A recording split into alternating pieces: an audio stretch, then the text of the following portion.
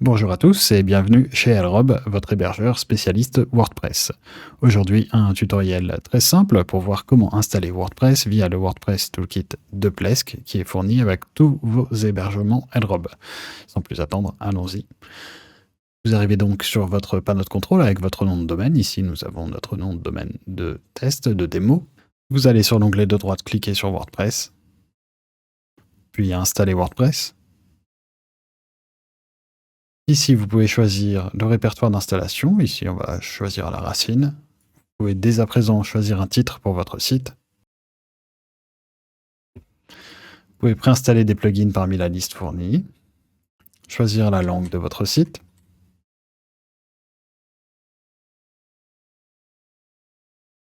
La version de WordPress, en général, on préfère la dernière.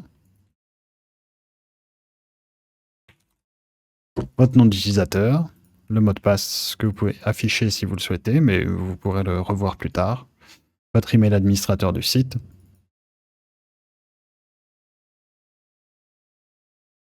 Vous pouvez, si vous le souhaitez, personnaliser le nom de la base de données. Pour ma part, je préfère la renommer. Le préfixe de la table, qui par défaut c'est WP-bas. Plesk vous met un préfixe aléatoire, c'est mieux pour la sécurité. Mot de passe de base, pareil, vous pouvez le voir, mais même pas besoin de le connaître en réalité. Il sera dans le fichier config du site. Les paramètres de mise à jour automatique, je vous recommande de tout activer, surtout pour les nouvelles créations de sites. Et on clique sur installer. Ça télécharge WordPress, ça crée la base, ça extrait, ça installe le tout.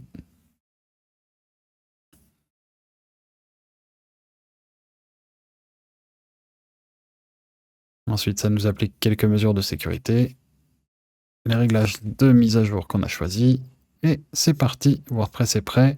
Donc là, on nous propose d'installer à nouveau des plugins, on n'en a pas besoin. C'est un site en pré-prod, et lorsque vous installerez votre site, ce sera sûrement le cas aussi.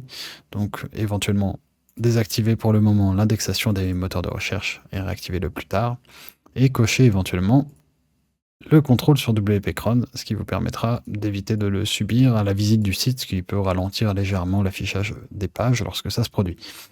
On voit qu'ici on a une alerte de sécurité, donc on va regarder. Donc c'est des soucis de sécurité qui sont dans le corps de WordPress et qu'on peut venir pallier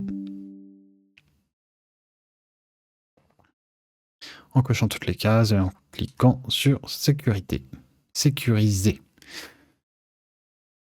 Voilà, c'est fait, on vient d'activer une dizaine de mesures de sécurité.